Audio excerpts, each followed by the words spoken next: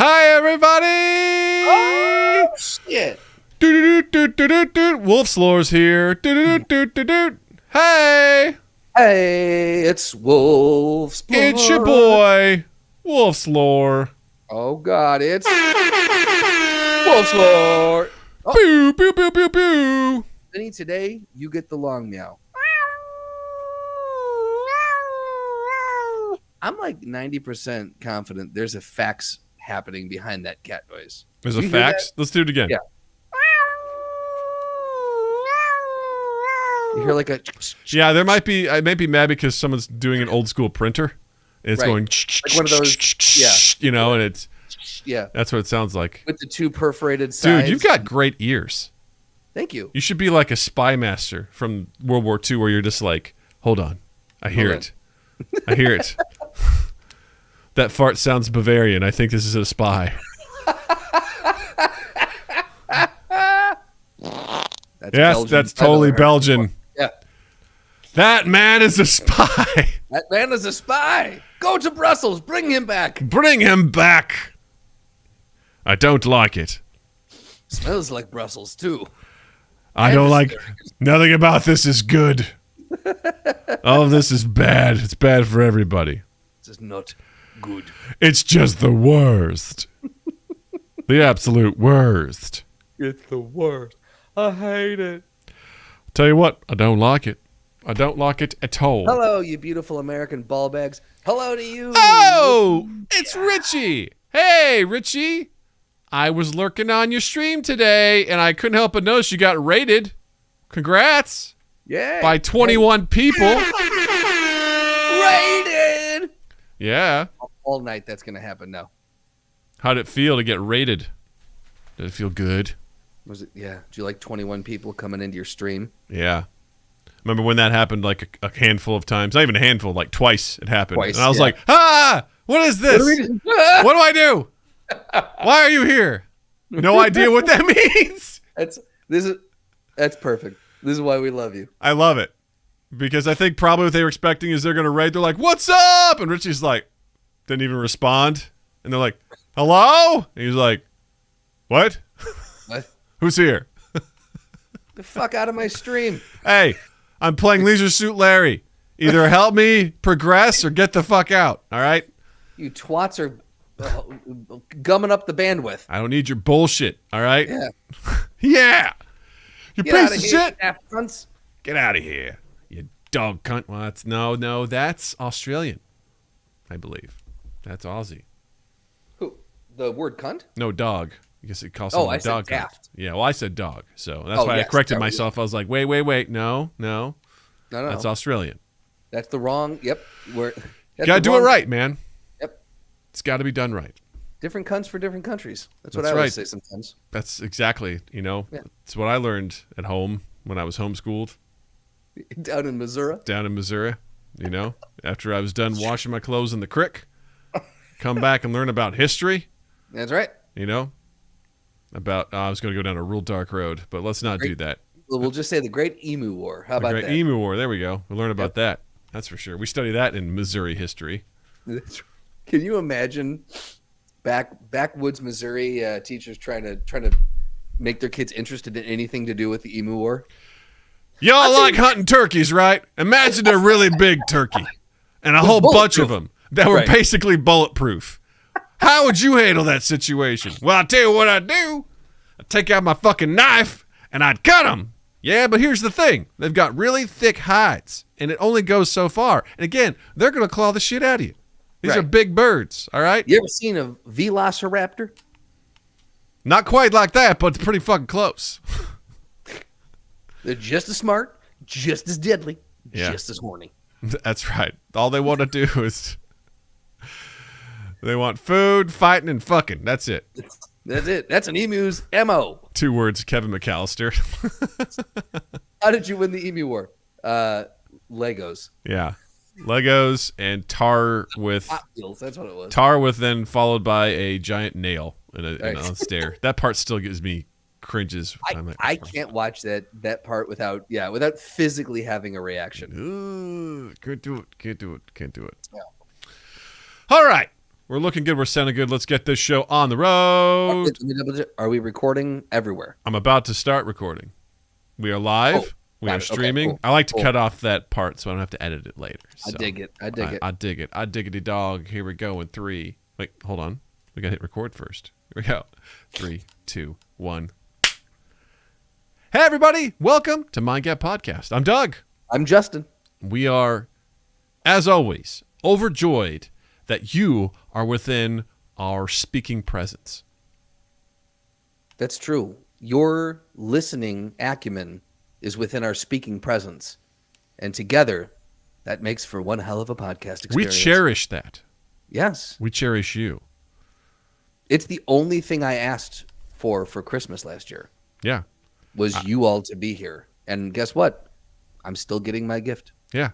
I said, you know what? I hope there's not enough rising inflation to create a recession. And I'm still waiting on that, but instead I got you, and that's okay. I'm glad you're here. You're all a wonderful concession. To a recession. To a recession. You're a recession concession, and we appreciate that. We appreciate you. That's right. Welcome to Market Talk with Doug and Justin. Justin's the macro guy. I'm the micro guy. Let's talk about the Greeks. Justin, how's your theta hanging? Short, shriveled, always to the left. Oh, man. It is good to be here. It is good to be with you. It's good to be here with the chat. Go ahead. No, go ahead. You.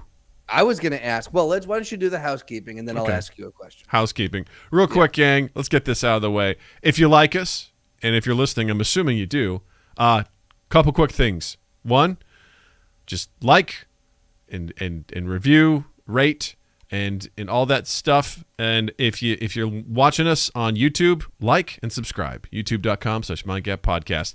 I want to shout out everyone who has subscribed recently. We are at 190 subscribers. We are 10 away from 200, which is a huge milestone for us. This is fantastic. So I appreciate you all hitting that subscribe button because it's easy. It's so easy. You just hit subscribe. If you like what we're doing, I appreciate it. Like, it's so cool. You know, It's something that I think it was actually Sergio who just subscribed today. He goes, I didn't even realize I wasn't subscribed. I went to go find your episode. I had to search for it like an idiot. So if you're that person, you're just like, hey, I want to be able to find it real easy. That's a big bonus. Just hit subscribe and it'll be there. And the subscriptions, again, it helps us a ton. We're working towards 1,000 subscribers. That's one of the milestones to work towards getting monetized here. So appreciate that. The other part's watch time. And if you're here watching and listening to us, then you're accounting for that. So you're doing your part already. You're doing the best. We appreciate you. Much love. Much love. And then also, big favor to ask as well. Share our stuff. You know, that is the big thing to help just getting it out to more eyes and ears and things like that. Just whether it's one of our shorts, whether it's one of our segments like Ask Practical Doug or Anime Out of Context, or if it's a full episode, awesome. Just throw it out to the world and be like, hey, even if it's just one person, just being like, hey, I think this would really fit you. I do this to Justin all the time. I hear a little segment from an episode. And I'm like, Justin, you should check this out. I think you'll enjoy it. And Justin does the same thing for me. Share that stuff around just to get more eyes and ears on it. Like, that would mean the world to us. And if you're thinking of other ways to, support us, consider, subscribing to our Patreon, patreon.com/mindgappodcast, or picking up some of our merch at redbubble.com/ just go to redbubble.com and type in Mind Gap Podcast in the search and you'll find our stuff. You can buy one of these cool shirts. Look, I'm wearing my own merch. Oh, get out of town. Because it's fucking comfortable, man. It's a tri-blend tee. It's super cozy. I like it. It's cool. Tri-blend tee. Explain that. What does that mean? It's got 3 different ingredients, Justin. Let me cotton. Mm-hmm. Polyester. Yes. Rayon. Yes. Yes. I don't know what's in here, but it's a tri-blend, and I like it, and it's super cozy. And I have one of these because I want to see what it was like when I ordered it from not Teespring, those pieces of shit, from Redbubble. I'm like, oh, this is infinitely better. I struggle wearing it because I'm always like, are you supposed to wear your own merch? Is that really tacky? Yeah, you are. But I'm like, at the same time, I'm like, fuck it. I'm going to wear it because it's cool and it's comfortable. So if you want, you can pick that shit up. So if you want to be cool and comfortable, buy a t-shirt. Yeah. That says Mind Gap on it. you're welcome. All right. That is housekeeping. Like us, subscribe to us, share us. That's all we're asking. Thank you for your time. Justin, yes. The floor is yours. What I was going to say is I'm very excited that you're here too, and that you did not blow away yesterday, because I heard that there was some real dicey weather that shot through the suburbs last night. Did you guys get hit with that? Nope, not me. You didn't really? Nope, not me. Wow. I mean, it looked like it was going to get real dicey. I mean, the sky turned green. Yeah. You know, and it looked like some bad stuff was happening. And I saw the tornado warning, but it was just it was beyond us, thankfully. That's incredible, because in Riverside, where we have cousins that live out there, they were posting pictures of like pretty thick trees that were just snapped in half in their neighborhoods. And so like it got, I know Bob and his wife took their daughter down into the basement for a little while there up in the Jefferson Park area. And it got like, there was a few people who I had heard that it got real worrisome for a while. So my first thought, I was just like, shit, I wonder if Doug and his family got any, but it sounds like my worry is for nothing. Well, last year, we had the tornado that was just a mile away from us, which was fucking terrifying. So, we've been through that. So we're not missing out. We're good.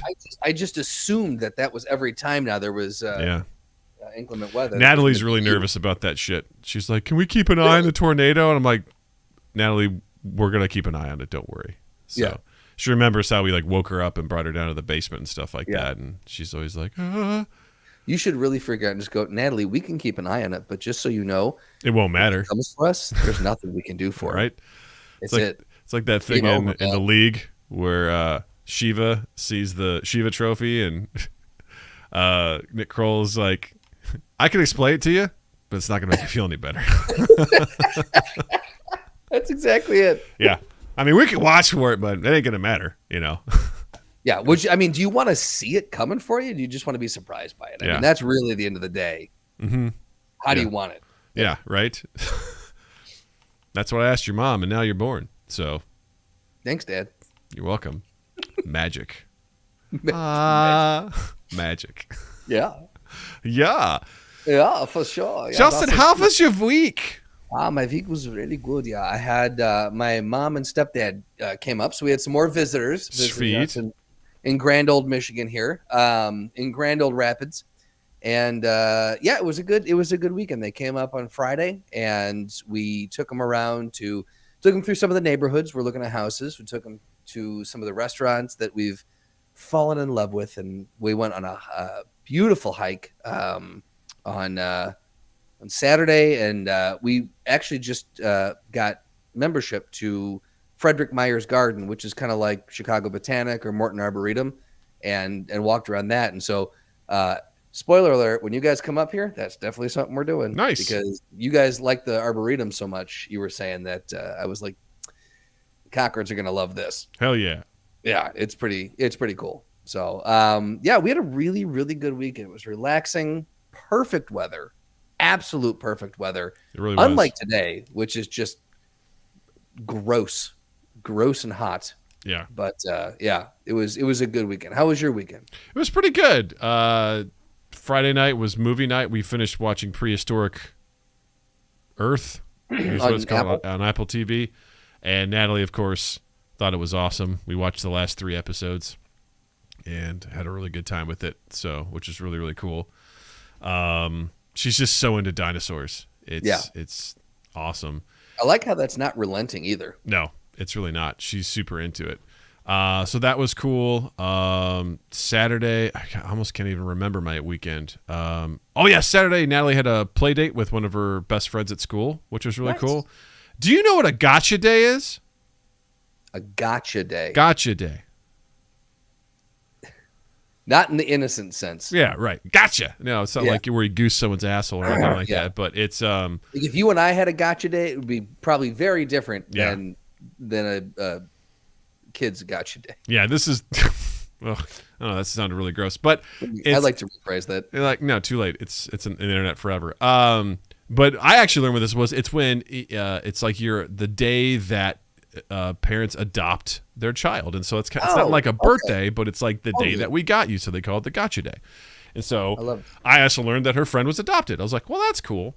We went over to their house, and Natalie got to play with her, and met another girl that was just a year older, and they had a really good time, and which was really cool. I'm assuming Saturday was this girl's gotcha day. Mm-hmm. Okay. And it was fun.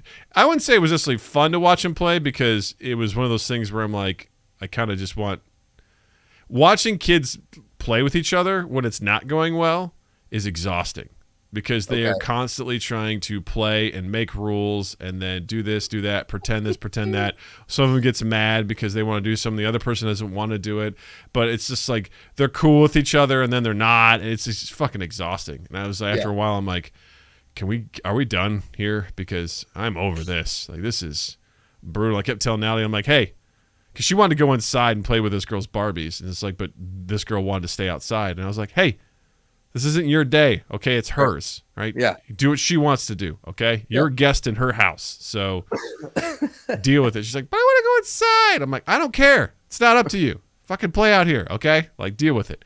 So it went moderately well. It was fine. She had fun, and actually, it was kind of nice to meet this girl's parents, like, and chat with them. They were really cool.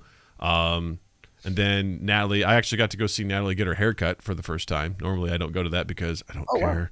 Wow. But because not something you have to contend with. Nope. Therefore, not something you have any interest in. No, but it was amazing because Natalie loves getting her haircut. She's like smiles ear to ear the whole time. It's like a big deal because she goes to Jill's salon place, so she goes to a big girl place, and she has the same hairdresser as Jill, and she's just I showed up because I was like, you know what, there's a bakery over here I've never been to. I was like, I want to check out some of their bread. Got some delicious sourdough. Came back in, and I was like waiting for her, and she just comes marching out after getting her haircut, her hair washed, and she was just like, she was just like so proud. I'm like, God, this girl is amazing. Just throughout the whole process, she's just grinning. Just like loves it, and I'm like, oh, this is so cool. It was just very fun to see. And then I had an excellent stream on Saturday. Played some Left 4 Dead 2, which is always a treat. That's always fun. Always fun. There'll be a YouTube short dropping tomorrow, as of when we're recording this. If you're listening to this, whenever we launch it on Friday, it's already there. You should check that out and share it because it's fun. Check it out. So yeah, Jared says his barber's name's Natalie. Nice. Coincidence? We did it. Probably. But that's pretty cool. And then, Sunday, not much, I think, happened on then. So, overall, great weekend. Okay week so far. Just dealing with, work life, which is meh. I think we can all agree on one thing, and that just work sometimes just blows. Yeah. I'm pretty sure I'm having a midlife crisis.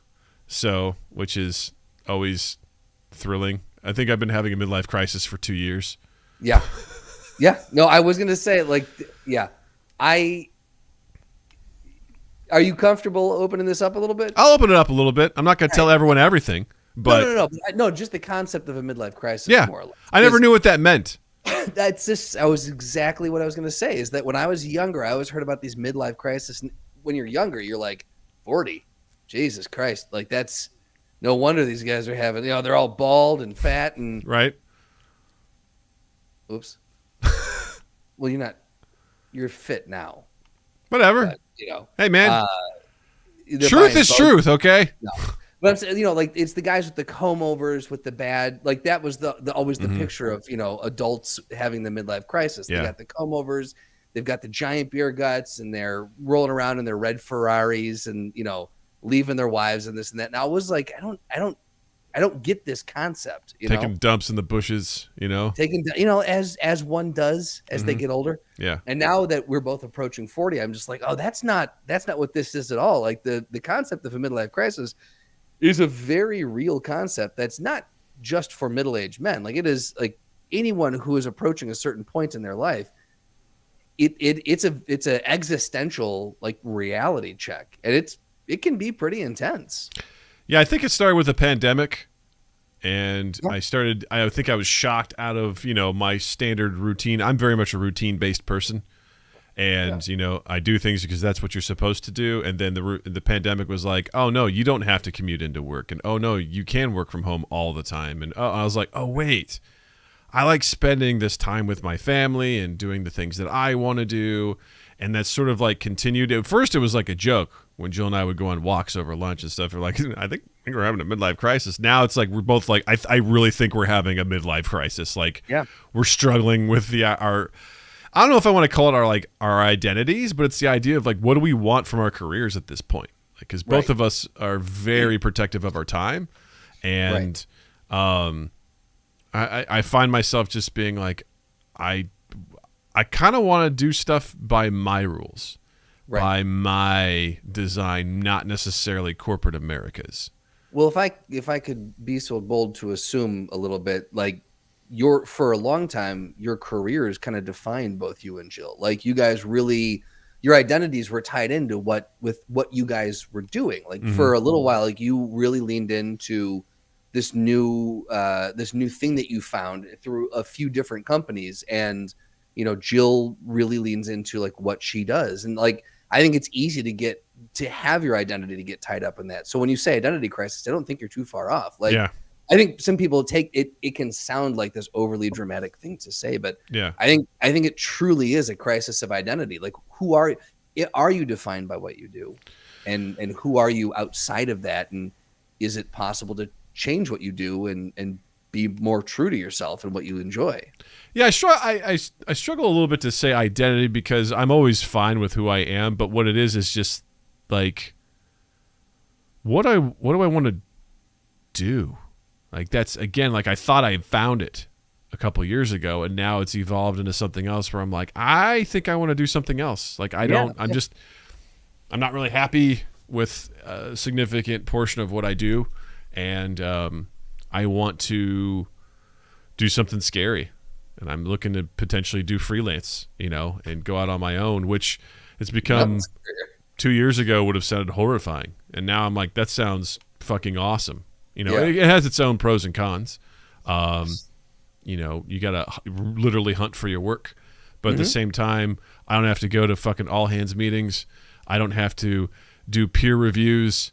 I don't have to do annual reviews. I don't have to give a shit about the mission, vision, and values. There's so much about corporate America that, again, the company I work for is great. They are amazing people. I couldn't be happier. I couldn't be more grateful to be having this squad of people. The amount of support I have is overwhelmingly amazing. Yeah. People give a shit about me. And that also makes me feel really guilty because I'm also like, I don't know if I want to be here. And it's not their fault. It's on me. I was going to say, like, it's not an indictment on the company you work for in the slightest. It is the larger concept of corporate America, or of not even corporate America, just corporate life. I think that is the thing.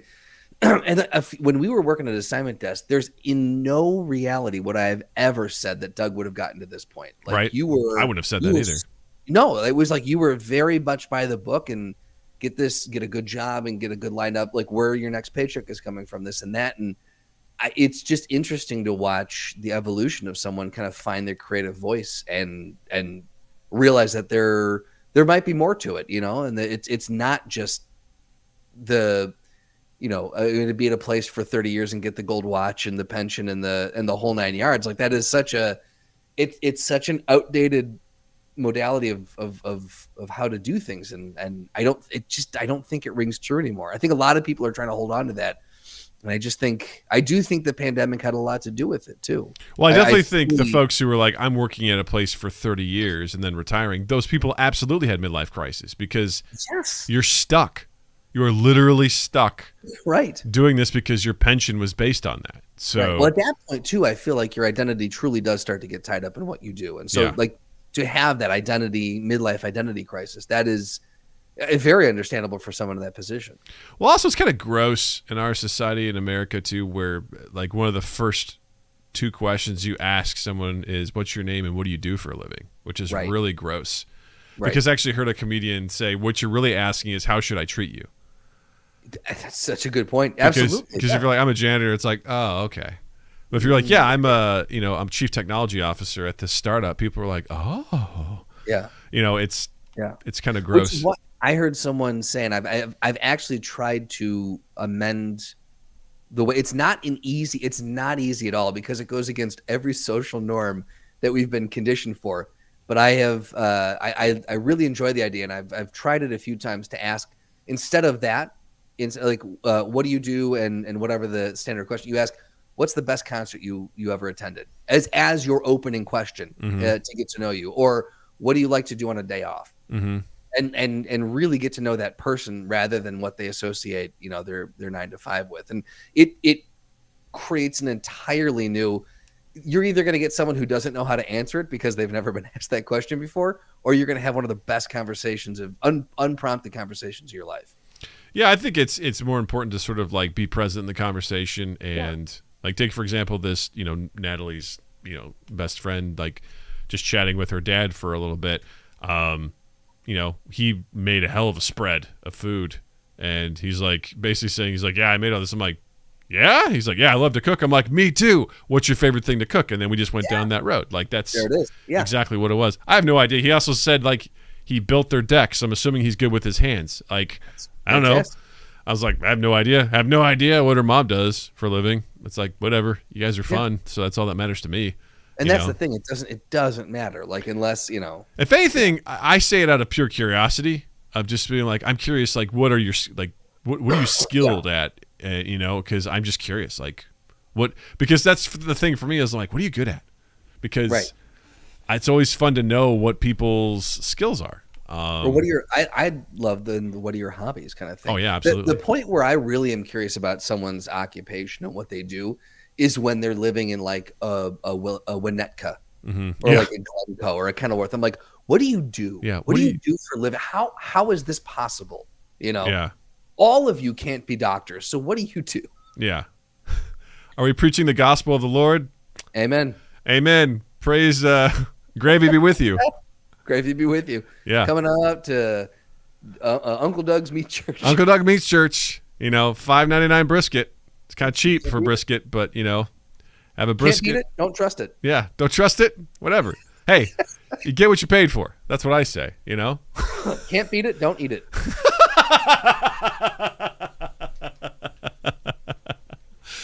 Oh God. So yeah, that's kind of where I am right now. I'm trying to figure some shit out. It's stressful, but I don't know. I'm hoping I can figure something out and be happy. Because at the end of the day, that's really what I like doing is just being happy. I find I'm most at peace when I'm just hanging out with my family after work, doing stuff on the weekends, like just hanging out with them, going on vacations. Like I love planning vacations. Just that sort of stuff is great. That makes me happy. And I'm like, how can I really make this the focus of my life and make work, help provide me with what I need to make this life work? Because I wouldn't say I don't derive value from work. I do, but I made this analogy to my mentor at work the other day where I was trying to explain, what I enjoy doing and what I don't. And I said, I went to school for improv, and when I started, I didn't know anybody and I didn't know any different. I sucked, and I met every class was a new person, and meeting new people, learning their style for like 8 weeks at a time, and then doing that, and then going to a new school and doing the same thing. And I got to the point where, and then I started writing, and got to the point where I'm like, I don't want to start with new people anymore. Like I don't want to meet new people, and I want to play with the people that I want to play with. I met core people that I liked doing improv and comedy with. I'm like, I just want to play with these people all the time. Right. I don't want to go back to zero. And I kind of turned that to my mentor. I go, that's what I'm doing now. This is what I'm really good at, and I'm not doing that. I kind of, at this point in my career, just want to do this. Like that's what I want to do. I'm not in my late 20s being like, I need to explore everything. Like, no, I pretty much found what I like. Can I just do that? Yeah. Can I just do that, please? Like that's what I want to do. Don't need anything else. Don't expect much. I want to do this thing. I think the hardest part, though, or one of the hardest parts is identifying that. Yeah. Like being honest enough to identify that. That is I don't think you can undercut how big of a hurdle that is, It's a hurdle because especially you're like, well, what am I going to do about that? It like probably means I'm going to have to create my own position in my own world because I don't know if a place like the job might exist, but Am I qualified to do just that for what? I don't know. Who knows? It's wild to consider, but at the same time, I'm like, what I want to do is video editing. I want to edit videos for folks. I want to do freelance stuff kind of like what we do. Hey, do you have a podcast? And you're like, man, I really wish someone would help edit clips together. Here we go. Chill right now. Here we go. Or I stream, and man, it's tough making these clips and these segment videos and editing all this shit together. It sucks. It's time consuming. It sure is. You know what would help you if you had someone who was able to do it for you. And all I'm saying is just have me on as a monthly retainer. All right? Pay me a monthly fee. I'll do it for you. I'll take care of it. The $3,000 standard industry fee. It doesn't have to be $3,000. $3,000 will get you a great package, right? I'll tell you that much. All right, it'll be solid. It'll be a solid package. All right, but that's kind of what I want to do. I want to focus on doing that stuff. I love making videos, right? And the thing is, am I an expert? No, but I'm pretty good at what I do. If you see most of the stuff, 99% of the stuff that you see come out on our channel, I'm the one that edits it. You know, Richie goes, how much? Takes up hours of my fucking week. Right? Right? There you go. It's brutal, man. Nice plug. I edit my own vids and I'm the only one watching. Hey, listen, Italian lad, if you ever get tired and you want that time back, you let me know. All right? So we got options here, guys. We got options for you. All right?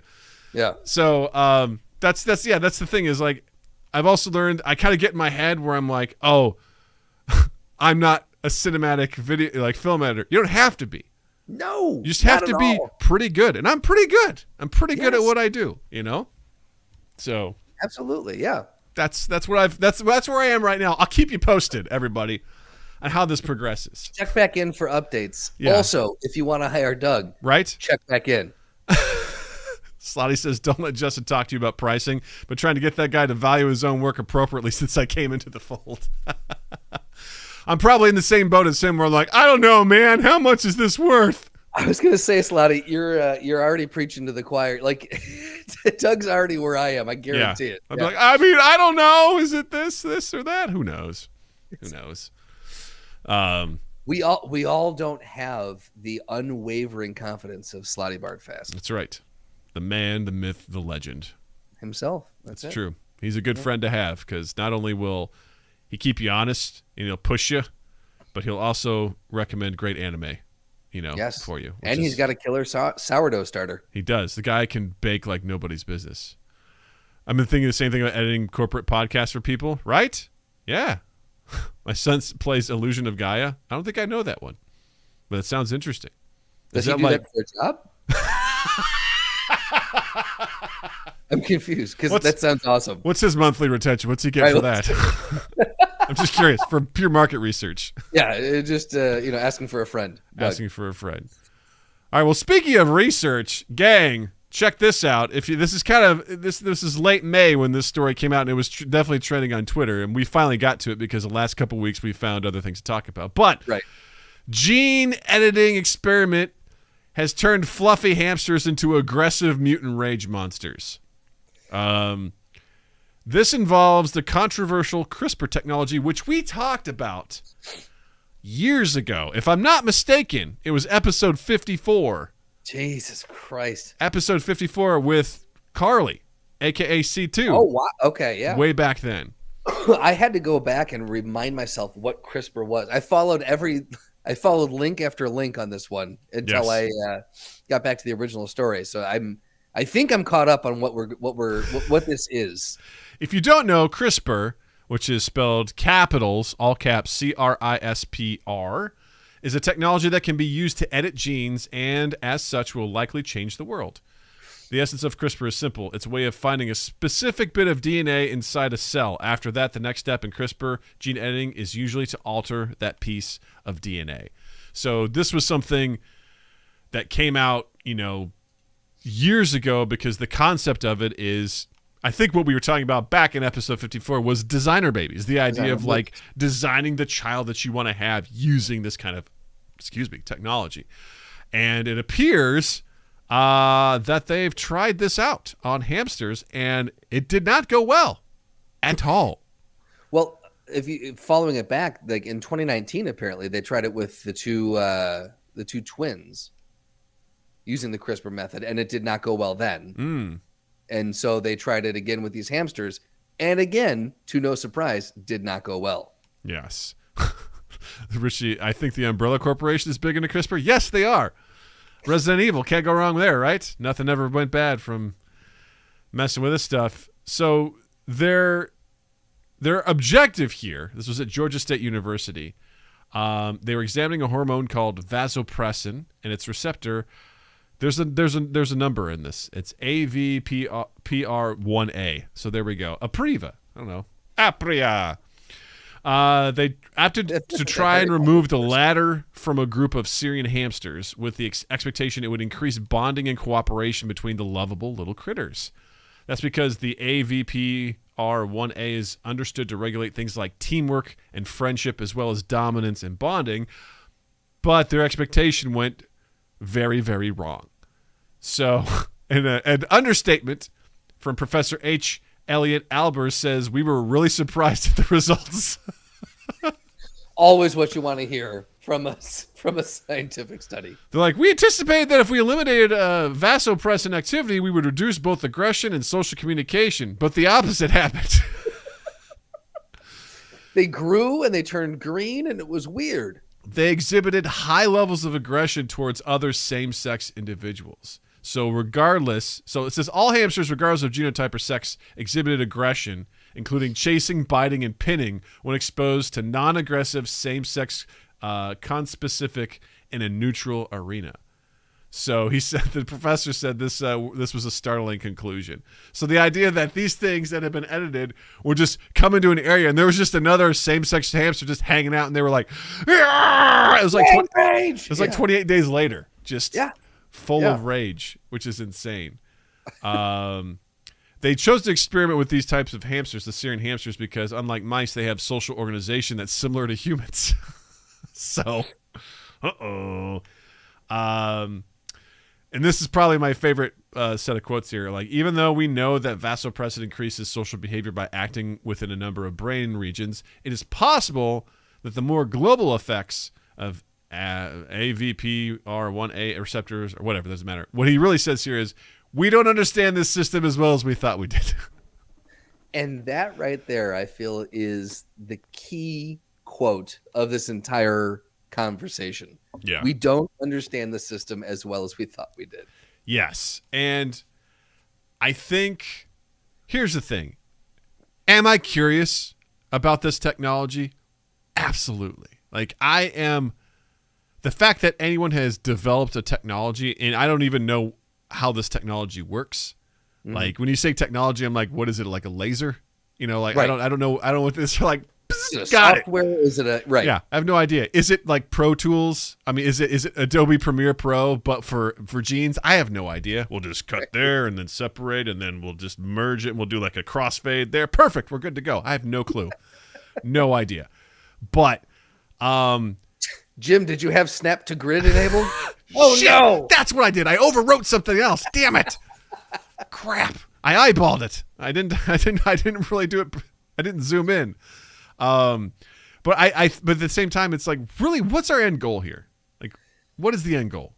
Right. Well, I think in the previous instance, in the 2019 version with the twins, they removed a gene that HIV. This gene is needed for HIV to get into the blood system. So they were trying to make these twins immune to HIV, and they thought that by doing this, but what they didn't realize is that this gene had way more of an effect on cognitive abilities than they had previously thought. And so they basically, the way I'm reading the article is that they damned these twins to a life of who knows. Like, they might be geniuses. They might be, licking the walls. We don't know what they're like. And I sit there and I go, like, if that's a pretty steep oopsie daisy, and instead of trying to alter genetic code, maybe we just continue working on the treatments for the virus and the diseases that we have. I just feel like that's, I know we you and I don't necessarily share in a lot of religious beliefs, but the concept of playing God, I think, is kind of a universal, and you can say God with the big G or little g, but the idea, the concept of playing God, without putting too much of a religious connotation to that, I feel like this is smack dab in the middle of that, and I think that's a very dangerous place to start playing in. Well, I remember, I think it was in a philosophy class I had at one point where it talked about the idea of playing God is like, where do you draw the line, really? Because technically speaking, taking medicine is playing God. Because then that's fair, yes. That's like at the very basic level. Like we've discovered technology that allows us to fight off disease by taking pills or shots or things like that. So sure. I think there's certain levels of it we can say, I think that's okay because, insert your argument. I think it's easier to argue that than, if someone's like, what if we made it so that you would never get a particular disease just by using this laser gun? Again, I'm going to go with it's a laser. I like to think that they're looking through, the things at the DMV that you have to put when you do an eye test. Yeah. And then they've got two joysticks, and they're trying to, almost like Star Wars. They're trying to line up, and then they have to fire the photons. Yeah, exactly. Yeah. And they're just, they just try to do that sort of stuff. I'm right back in your T13s, right? I don't know if I got that right or not. Whatever. Come at me, Star Wars fans. We all know you're reasonable human beings who have very well thought out arguments, have very, you're very patient and understanding of other people in the fandom, and that you're willing to accept criticism constructively and then give a very muted and reasonable response. So please, Star Wars fans, let me know. Did I get that right? Because proven time and time again. I appreciate you fucking twats. Anyway, so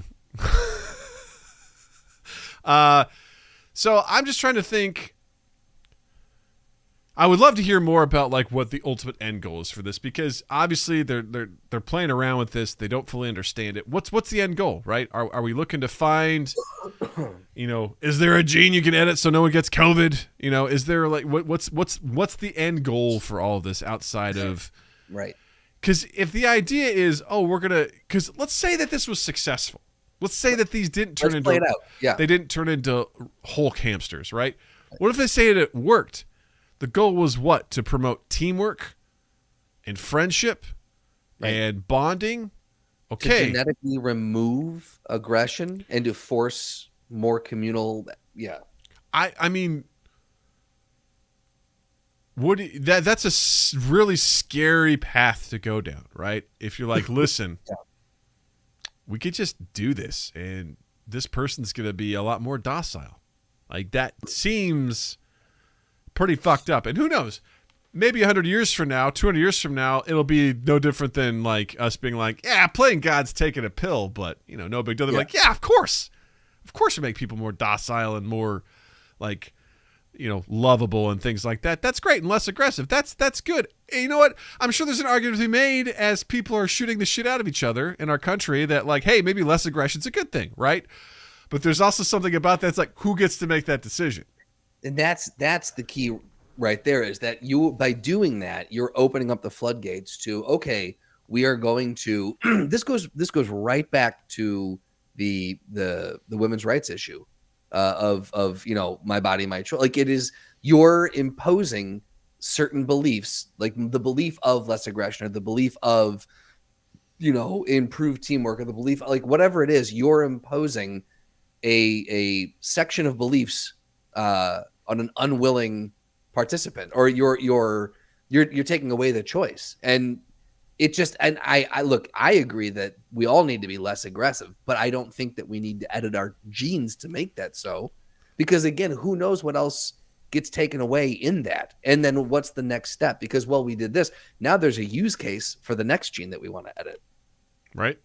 And listen, I've seen Firefly and Serenity, all right, and I saw what they're not the Empire in that show. I forget what they're called, but whatever. Whoever's in charge of that. I saw what happened, right? They had a whole planet called Miranda, right? That's it. Yeah. And in Miranda, you know what they did? They pumped some shit in the air to make people more docile, more calm. And you know what happened, Justin?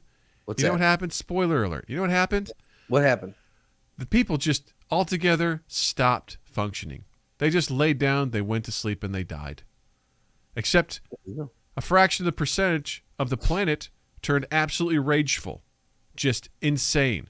All they wanted to do was do harm, and they became known. They started mutilating their bodies, and they became known as the Reavers. And these Reavers started rampaging across the universe. Okay, I don't think we need to make the Reavers. Okay, I agree. Yeah, fucking bastards. I'll tell you this: based off purely that explanation, I now want to watch Starfire and Fire. What is it? Starfox. Firefly and Star Fox. Yeah, it's Firefly and Light. Serenity. That's right. I want to watch them. Yeah, they're good. I want to watch BattleBots. I want to watch all the things. BattleBots. Yep. Richie says it's all about money at the end of the day and not really helping people. All these experiments are being funded by Big Pharma that will capitalize in the long run. Greedy cunts. Yeah. Absolutely. I don't think you're off at all on that one. I do think it all comes back to money. Well, I'm telling you, man, if you could convince people to do this, right? Like you convince people to be like, hey, man, you should just edit your genes. First of all, actually, I don't know. It's hard enough to get people to take a fucking vaccine, all right? So if you're trying to present this to people where it's like, hey, we're going to edit your genes, I don't think that's going to fly. So I think there'll be pretty strong resistance to that. Sure. Yes. But I mean, again, it cracks open the door for the argument to be made. Sure. If you start to do this and it becomes successful, it probably won't happen within a year's time, but it doesn't need to move fast for it to make a lot of problems for people. It's definitely some dystopian future shit. It is, yeah. To me, it spooks me in a lot of ways because I'm like, I'd love to hear someone make an argument for it. I'm sure it'll be like, it'll be great to do these things. But I'm like, the other day, it kind of gives me the creeps. Yeah. To me, this comes right back down to you're imposing your views on someone else's body or in someone else's future. And I have a problem with that at the end of the day. And I don't know. I think there's just the potential for a lot of really fucked up situations to come out of that. It's interesting. It's interesting you bring up fucked up situations because there's another story that was trending on Twitter recently. Lay it on me. Again, something we wanted to get to, but we had more fun with other stuff. But there was this thing trending, I think it was last week on Twitter, that was called Disney Adults, is what it was called. And there was one thread in particular that caught my eye, and it was based on an Am I the Asshole posting on Reddit. And essentially, the title of it was, Am I the Asshole for Not Having Catering at My Wedding? And the summary of this was, man and woman, huge Disney fans, right? Can't argue there. Decided to get married in Disney. Way to go. And everything was fine, but like a month and a half, like after the wedding or so, one of the married couple's aunts started talking shit on Facebook, saying how disappointed they were.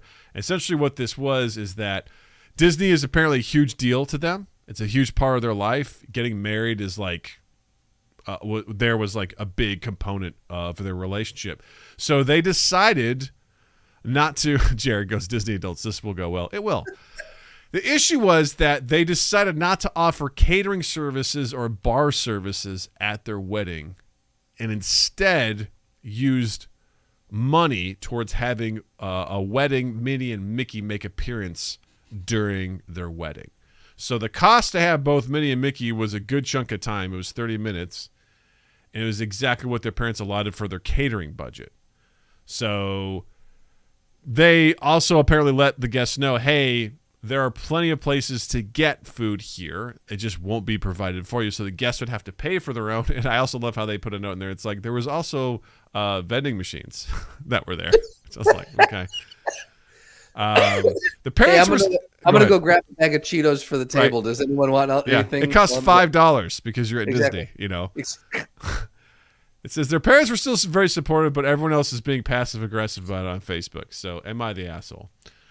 So they say they clearly outlined in their invitations that there was food available at the venue. We didn't exactly spell out every restaurant's menu, but it was certainly mentioned. There were also vending machines available throughout. So, and they also said that sticker for me. For everyone saying that it's too much for 30 minutes, I want to clarify that it was 2 30-minute sessions on different days. $2,750 was the cost for one session. So essentially $750. So they did 2 sessions. That's over $5,000, almost $5,500 essentially to have Minnie and Mickey show up twice. So the issue here was that they decided it was more important to them to have Minnie and Mickey show up at their wedding twice than to provide catered food and bar services to their guests. So I'm a Disney fan, Disney World fan. I got married there. Justin, you're a Disney fan. You've been there plenty of times. We've talked about it recently. Yes, absolutely. What's your initial reaction to this sort of so story? My initial Are they the asshole? I would argue no. I do not think they're the asshole. And my reasoning behind that is that you go to a wedding, you're not going to a restaurant. Is there an unwritten social obligation or contract that says that you're going to get fed at a wedding? Traditionally, yes. But I'll say this, not everyone has an open bar at a wedding. Sometimes there's a cash bar. That was my wedding. Right. Mostly because I only had 30 people and majority of the people there didn't drink. So it's like, what's the point of paying for this? Right. So if you want booze, go pay for booze. Yeah. Now, is it the norm? No. An open bar probably is way more normal than a cash bar. But cash bars are a thing that does happen at weddings that people are very well aware of. Is it way less common to not provide food? Absolutely. Make people pay for their own. But I would say that you're going to a wedding. The purpose of going to a wedding is to celebrate the couple that is getting married. If you see on the invite that food will not be served, then you are, and that is an issue for you, then you RSVP no. You know, I don't think you go to the wedding and say, oh boy, I can't wait for the spread that they're going to put out in front of us tonight. Now, I'll say that our wedding had some of the best food that you've ever had in the world, and so we win that. But if we chose not to do that and we wanted to put it towards something else that was incredibly meaningful for us, that is our decision as the bride and groom on our day. And if you don't want to celebrate in that, you don't have to. You're invited. You're not required. So that is my initial take. What is yours, and or change my mind? I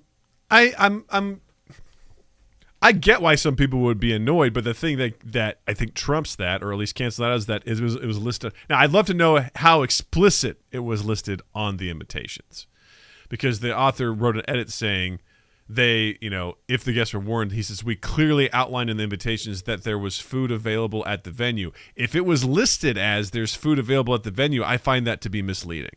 That I will agree with that. Right. Because if they explicitly said food will not be catered, you will be able to order your own food throughout the venue. Is available for purchase at the venue. Exactly, right? Right. That's fine. So I will go with them and say explicitly it was said that, hey, yeah, you're going to have to pay for your own shit. And I'm in your boat that if you RSVP yes for that, then you have to go along with it. Like, that's up to you. I'll also add, secondly, this is in Disney World, man. Like, this ain't, getting married in some rural church in fucking nowhere, Missouri. Like, where it's just, oh, we're in a barn and there's no food here? What the fuck, man? Like, you are in one of the most renowned entertainment places in the world. Finding food isn't that hard. I do agree that it's unusual to not provide food to your guests. And I would probably, even if I did decide to go, if I was invited to the wedding and I am who I am now, and it's like, oh, they're not paying for food, and I find us because they're paying for that, I would probably scoff and be like, I don't think it's fucking worth it. But I'm also like, well, I guess I'm eating before we go do all this. Like, I would figure it out. Absolutely, yeah. I would figure that out. But I don't know. I guess I'm in the mindset of like assuming that the invitations were clear. That hey, that's the key. That's the operative point. Yes. Yeah. If it was absolutely clear what was expected and people were still pissed about it, I'm like, tough shit. Like, I don't want to hear about it. If it wasn't clear, people were expecting something different, they would have a right to complain. I think in that regard, because honestly, we talked about this last week. I don't typically enjoy weddings. They're overly stuffy, and there's tradition there that I can't stand. Like, there's a lot of stuff I don't enjoy. So I'm seeing some great comments here so far that kind of reference that. Jared says, yes, people go to weddings to eat and dance. The rest doesn't matter. I went to a wedding without food. It was awful. If there's no food, there's no gifts, right? And he goes, this is what my mate's little brother would do. His missus is a big Disney fan, and he's a broke idiot who sells Amway. And Slotty goes, yeah, I had to prioritize my gift money towards buying food at your fucking wedding. He's like, you're expecting people to devote an entire day to hanging out in uncomfortable clothes, and you won't even feed them? That sounds like a job. Yeah. And Sally also makes another point. It's not as bad as the people who do an extravagant destination wedding and shame their poor friends who can't attend. Yeah, that's right. Yeah, that's I think that's the thing. Like, if you're going to do a destination wedding, you put the invites out to whomever you want, and if people come, that's incredible. If I like, that's at the same token. I feel like people who do a destination wedding and then still expect a gift on top of that. that I disagree with. Like, the destination, me coming, like me dropping $3,000 on tickets to your wedding, that's a whole, like, that's your gift. I'm showing up to support you. I'm there to support you and show you how much I love you and celebrate your big day. And that is what it is. And if I were throwing that, like, no way, shape, or form would I expect anyone to bring a gift. But yeah, like, if you're going to shame people for not showing up to that, no, fuck off. You chose to do a destination wedding. Yeah. Those who are going to come up show are going to show, and those who aren't, they aren't. It's fine. Yeah, I was really bad with the wedding gifts anyway. Like, I didn't, when we were going and putting a registry together, I was like, why are we scanning towels? And Jill's like, God damn it, Doug. I was like, we don't. Like, I was so bad at it. She had explained to me multiple times. She's like, it's not about what you need, okay? It's about what you want. And I'm just like, this is dumb. Like, the whole tradition thing, I was just like, I don't understand any of this. I don't want gifts from anybody, honestly. Like, I don't want or need anything from anybody. Like, this is why bizarre bullshit. Because she and I also had lived together for years. So we had already, like, gotten a lot of things. It's like, what else? You were starting to build your home together. It's one thing if it's like back in the day, it's like, oh, they're now going to live together and they don't have all this shit. It's like, we have all this stuff. Like, for me, I was like, hey, if you can make it here, great. If not, no worries. Like, let's have a vacation and in the middle of it, we'll get married and have fun. Like, that's, that's all I'm here for. At the start of the vacation, we won't legally be allowed to have sex, and then somewhere near the middle, we'll be breaking the law in the beginning, and then towards the end, it'll be legal. I think that's why I think you would have very much enjoyed our wedding, and we would have very much enjoyed yours, because I feel like we both bucked tradition a little bit on what we did. Yeah. And I think that's like in the same vein, like and this is the same point that we made when we were talking about religion the other week, is that if tradition means a lot to you and you want to do something that is hyper traditional, that's great. That is your choice. And if you invite me to the wedding and I show up, I'm ready for it. Like, it may not be my cup of tea, but I'm coming there to take part in a celebration that means a lot to you because I love you. And conversely, if you're coming to my thing and you say yes to coming, strap in. Like, you made the choice to come. And presuming that everything was laid out in clear, no wording surprises, and black and white, then there should be no debate on this. Yeah, really. I do like what Jody Eckler-Levine, who kind of like put this thread together. She's a professor and a book author, and she's writing a book about Disney and religion. She did a whole thread based on this, and one of the things she mentioned, she goes, many of the Disney fans I have observed in person and online find immense meaning in the parks. People don't just marry at Disney. They mourn lost relatives at Disney. They go to Disney to celebrate surviving cancer. They go there for one last trip before they die. And they say, all this happens at Disney. Cast members literally welcome you home. Like, it's right. She's talking about how there is a relationship between like religion and Disney, which is interesting. Disney owns our stories. For some people, both those who have another traditional wedding and those who don't, the promise of magic at Disney and the feelings they get there are powerful. I've seen people cry at the fireworks many times. Yes. Incidentally, I've got choked up at the fireworks before. I got choked up watching Natalie watch them. Incidentally, the latest fireworks show goes, the magic is calling, answer the call, an altar call if there ever was one. This person goes, would I want to go to a wedding with no food because the bride and groom wanted photos with Mickey? No, I would not. But when they say Disney is a big part of their lives, I take that seriously. Maybe they met there. Maybe the ideas the mouse stand for bring them joy. Maybe it's the only place their parents ever acted happy. Or maybe they are selfish. But if we measure religion not by its truth claims, because we can't assess those, we have something much more powerful. but by its power in people's lives in Disney. And then the thing I liked too was, excuse me. Let's see here. This couple left their guests hungry, and it was perhaps unwise and lacking in guest host hospitality. They broke a social contract in a public way, but it hurt only their guests. I can think of a ton of people in hurting a lot more Americans. Like, so that's the thing is, to wrap this up, so to speak, are they the asshole? It depends on their wedding invitations. It depends on the wording of the wedding invitation. Because if they were not clear enough and the expectations were off, then yeah, everyone has a right. Because if they understand going into this, they're not going to be fed. Right. Then feed yourself before you fucking get there. Like, that's on you, Absolutely. Yeah. But if you don't know that and you're like, boy, I can't wait to see what Disney's wedding catering is all about. And it's like, oh yeah, no, we're not getting that. There's some vending machines over there. Waffles. Yeah. You can go get a Coke out of the Coke machine. It's like, what the fuck? Right. So that's kind of where I stand on that. So I think you and I are on the exact same page on that. It all comes down to the wording. It does. It comes down to a very practical point in this whole thing. That's always what it is. It's always a practical point, which I'm all here for. All right. Speaking of wording, Justin, It's time yet again, gang, for another segment of Anime Out of Context. One of these days, I will have a theme song made. All I recommend to you, Justin, is go and watch a bunch of different anime openings, and you will be inspired. I shit you not. I already have some ideas. Okay, that's cool. I already have some ideas. Yeah, That's cool. Keep those cards close to your chest. Yep. So, if you've never been here for this, if this is your first time checking out Anime Out of Context, what I have done is I have found a particular anime scene from some show, and I just pick a scene that I find to be particularly absurd and unusual, and I transcribe it, and I assign roles to Justin and we do a cold read of it. Now, I usually have the advantage because I have watched it, and I understand how it's supposed to be done. Justin has no idea. Justin does not watch anime. Justin has no idea what any of this stuff is most of the time.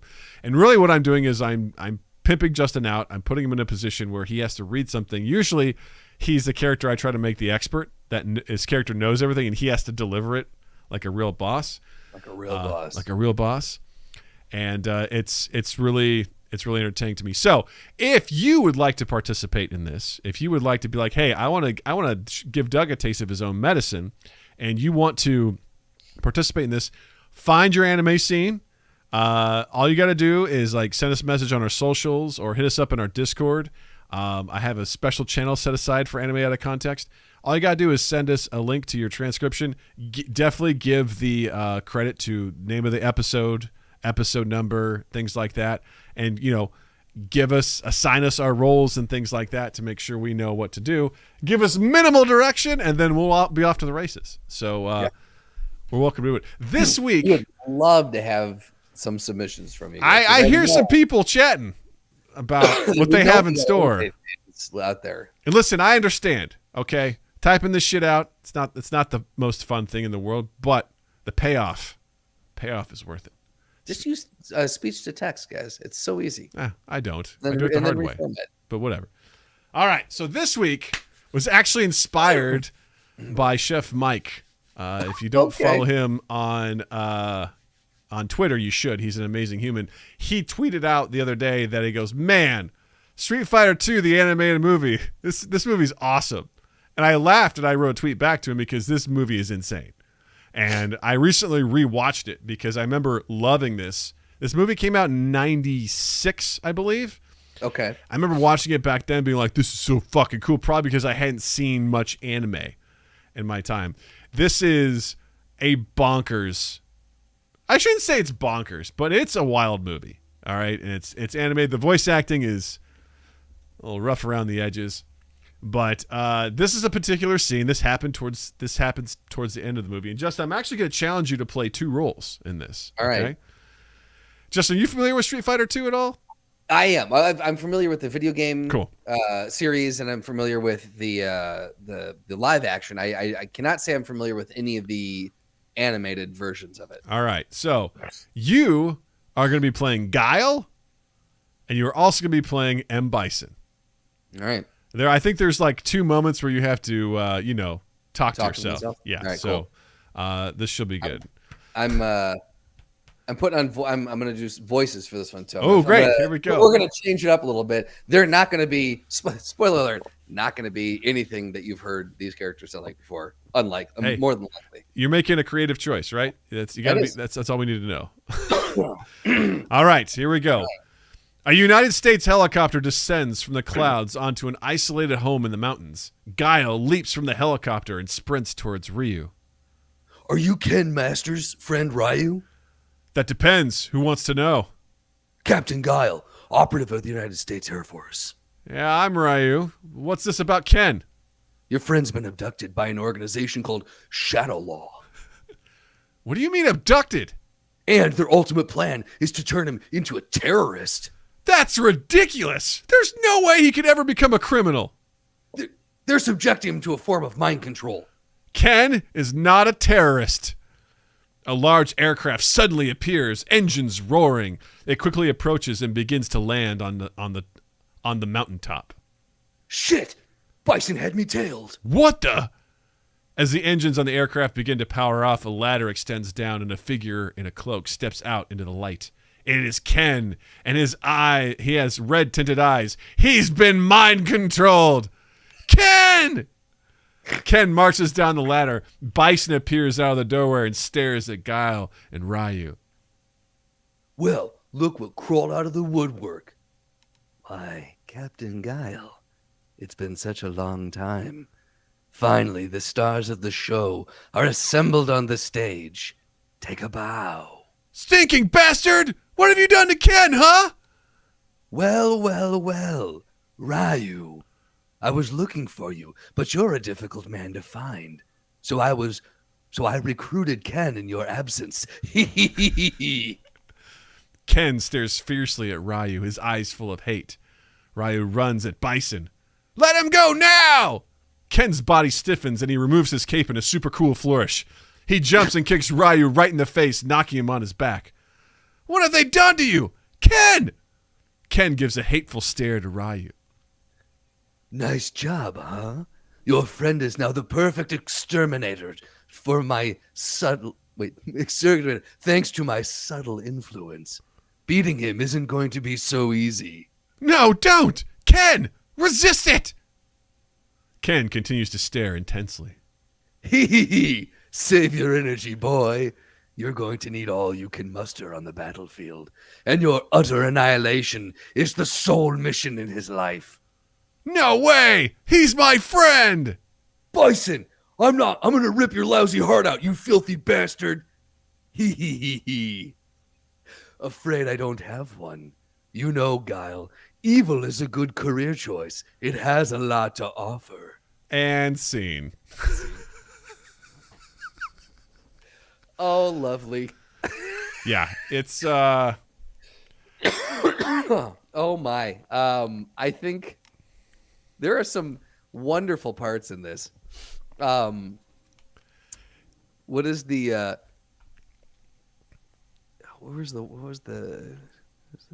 thanks to my subtle influence. Nothing about this is subtle. I have a spoiler alert, Bison. Nothing about this is subtle. Well, it's so funny because like he has psychic powers, but they refer to them as psycho powers in the movie.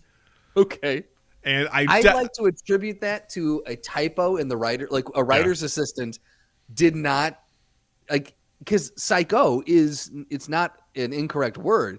It's the wrong word for that, but it's not misspelled. So I like to think that a writer's assistant just got lazy, or they were super drunk, or it was a bad translation from Japanese to English. That could be too. Yeah, I'd like to blame the writer's assistant, but that's there you me. go.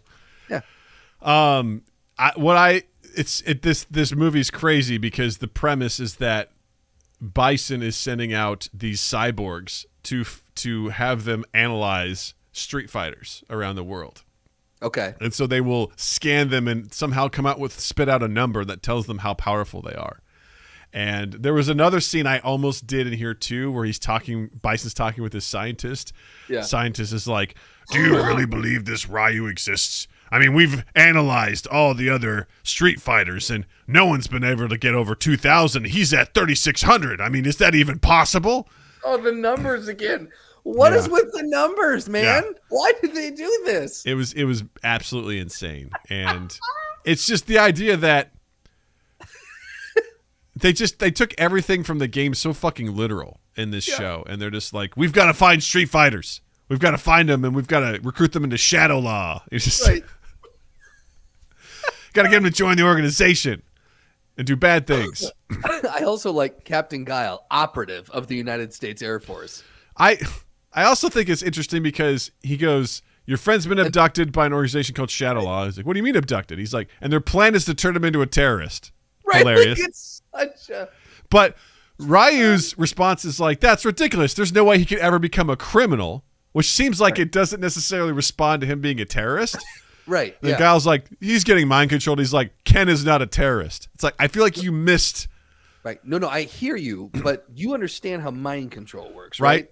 Like, at first he's like, they're taking him to a terrorist. He's like, he won't be a criminal. He's like, no. I mean, terrorist. But he doesn't respond to that. Like, he responds to that line like a beat later. He's like, Ken is not a terrorist.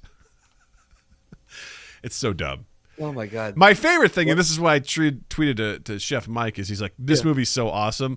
And I like, you mean the movie that ends with M. Bison driving an 18-wheel truck straight at Ryu, who then is jumping in the air to punch the girl of the semi, all set to Korn's Blind, and that's how the credits roll?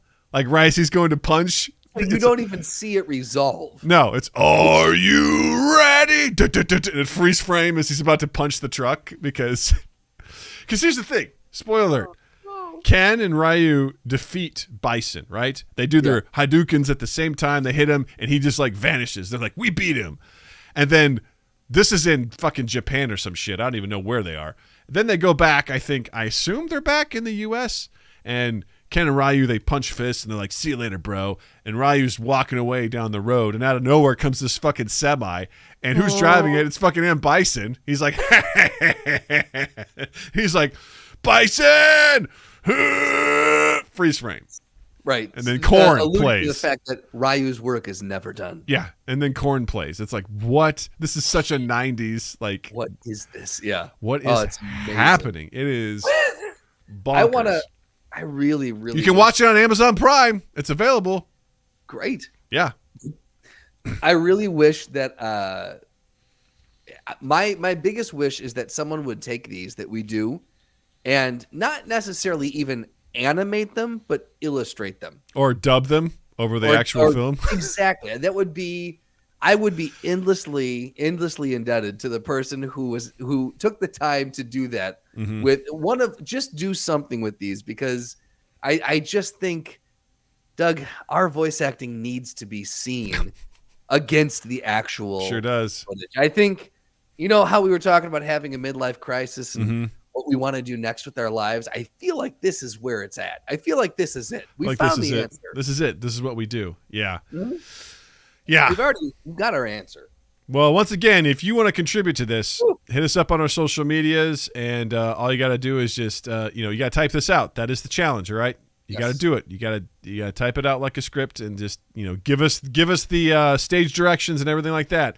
Because I look forward to getting a script to something that I don't know, and being like, having us both be like, okay, what the fuck do you think is happening? Because I can give you context to this. But if you give me something I haven't seen, I won't know the context, and I think it'll be more fun for us to try and fucking figure that out. Because that will be when this segment has reached its ultimate form. That will be it. And listen, gang, if you haven't watched anime before, anime is weird. So odds are we won't know the context. So which will make it extra fun. So extra fun. Woo! Well, this was fun, man. Good stuff. Thank you for being a good sport about this. It's quickly becoming one of my favorite segments. I love it. I absolutely love doing it. But let's talk about recommendations. Justin, what do you have to recommend this week? Well, I would say that the final season of Peaky Blinders just dropped on Netflix last week. I am 3 episodes into it. I have no idea where they're taking it or how they're going to resolve this in 6 episodes total. But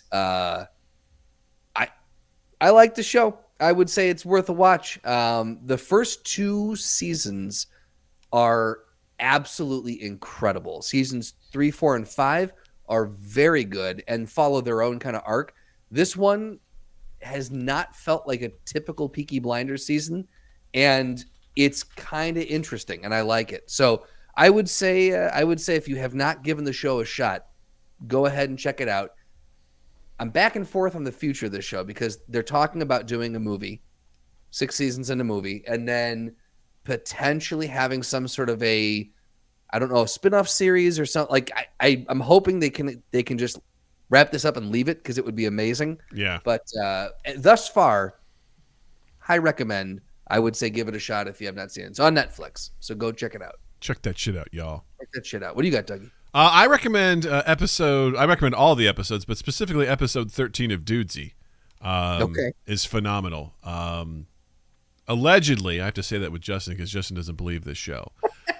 Allegedly, Dudesy booked Neil deGrasse Tyson without Will Sasso and Chad Kultgen knowing, because they're getting set up for the show, and Dudesy just does his AI thing. He's like, basically saying, you have a few minutes to essentially go into the folder that I have created and look up information on Neil deGrasse Tyson. And then they're like, what? And then Neil deGrasse Tyson is just promoting a new book. So he didn't seem like he knew, like this wasn't weird for him. He's like, yeah, cool, I'll talk about my book. And they're like, And Will Sasso's hilarious because he doesn't talk much during the interview because he doesn't have much to say. It reminded me of you during an episode of this when we're talking about video games or something. But where he chimes in is how he can somehow relate professional wrestling to physics, which is amazing. It's so cool. They have a wonderful conversation, and that sounds fun. I like it. It's very fun, and it ends with Will Sasso.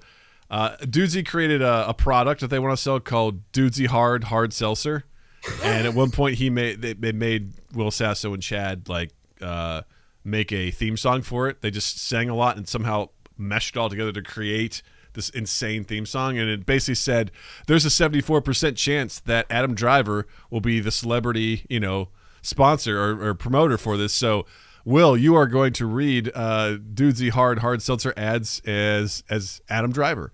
And does he do an Adam Driver impression? He goes, I don't really know how to do this, but I'll try. And he tried, and there was some weird AI ad reads, and fantastic, highly entertaining. So I enjoy that podcast in general. It's very fun. That episode in particular had me very amused. I was very entertained by it. So you should definitely check that out.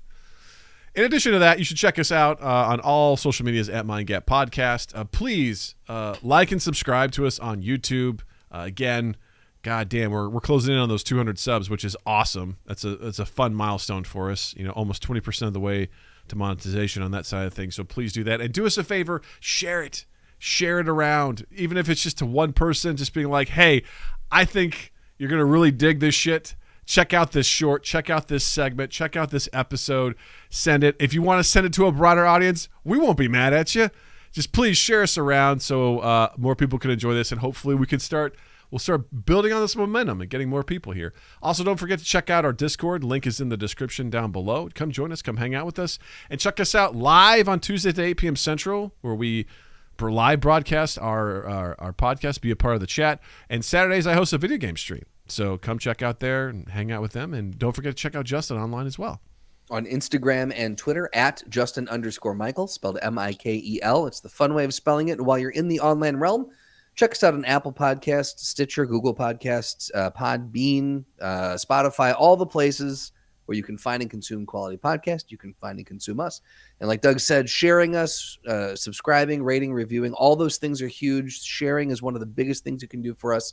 And then 2east8th.com, and keep an eye on all of 2east8th's social medias because we got things a coming. And then also Love and Improv Film. I think again, I had to check this out again. I think it's Love and Improv Film on Instagram. Hold on, Love and Improv Film, all spelled out. Love and Improv Film.